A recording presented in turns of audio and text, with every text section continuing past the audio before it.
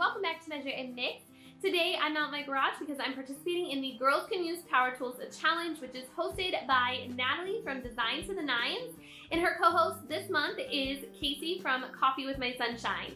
I love watching both of these ladies. Check out their channels. They are linked down below in my description box. And also there's a playlist for this challenge that you can check out, and that is linked down below in the description box as well. So make sure you go and watch everyone else's videos and find out what power tools they are using. For this challenge, I am going to be making a wooden jack-o'-lantern. I got this idea off of Pinterest, and I'm super excited to try to recreate it with the tools that I have. So let's get started. Okay, to start off, I'm going to be using 2 of these 1x10 boards, and I had 2 of them that I cut into 4 pieces that are each 15 inches long. And I'm just using my compound miter saw to cut these pieces.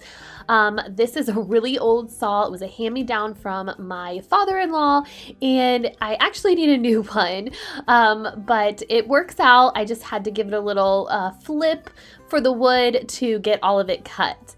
After it was all cut, I came back and took one of the 15-inch pieces, and I just drew with my pencil a jack-o'-lantern face. Now, after my face is all drawn, I'm going to take my drill and a drill bit that is big enough for my jigsaw blade to fit in.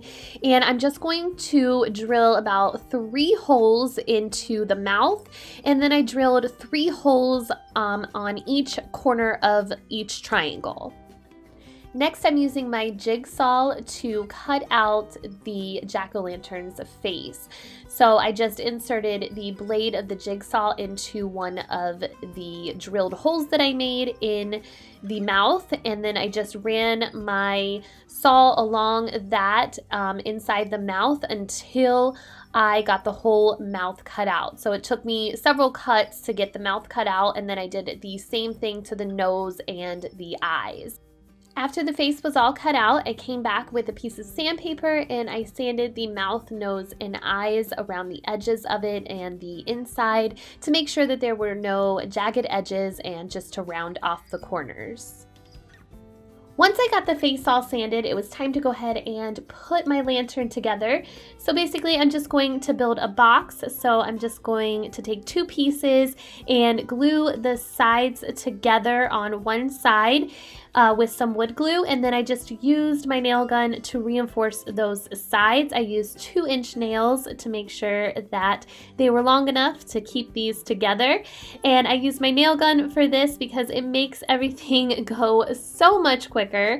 I love using my nail gun. It is a Ryobi battery operated nail gun, and you guys have probably seen me use it before.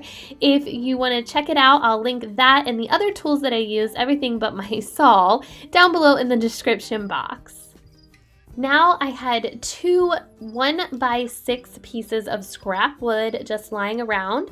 So one of them was cut to the perfect size for the top of the lantern, and the other one was a little bit long, so I just used that to mark the other one. And then I just cut that with my saw, and I put those on top of the lantern, and then I just used my nail gun to nail it down to the top there. I felt like the top needed an extra little layer, so I had this scrap piece of 1x4 and I just cut it into a square, and then I just glued it down with some wood glue and then also reinforced it with my nail gun with 1-inch nails this time. Now that the lantern was all constructed, I am going to use this Briar Smoke wood stain, and I'm going to go ahead and give the whole thing a coat of stain. And I'm just going to do the front, the back, and also the inside of this piece to make sure it is all covered. I could have done this separately before I constructed the lantern, but I really wasn't sure what I wanted to do with it until it was all constructed. So it really wasn't that hard to stain it after the fact. It was actually probably a little bit easier than waiting to have to construct it all at the end when everything was dry. I let the stain dry for a couple of hours, and then I came back with some white chalk paint, and I gave this 2 coats of white chalk paint. I did not paint the inside of the lantern, I only did the outside of the lantern and the top of it. I wanted to give this more of a weathered, distressed look and the main color to be white instead of it just all being stained. You could definitely leave it all stained, it's whatever your preference is. I just liked it white better with a little distressed look. So after the white paint was all dry, I came back with a little piece of sandpaper and I sanded around the eyes, nose, and mouth, and then also around all of the edges of the lantern.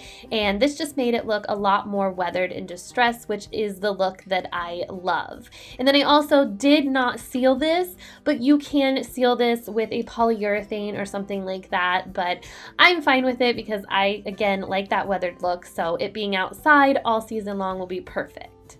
Now I'm just going to take this piece of nautical rope and hot glue it to the top as a decorative handle. Lastly, all I needed to do was make this light up. So instead of just using a candle and it not being super bright, my neighbor suggested I use one of these push lights. So I picked one up at Dollar Tree. They are battery operated and they have a little sticky back to them. So I just took that sticky back off and placed it on the top inside of the lantern.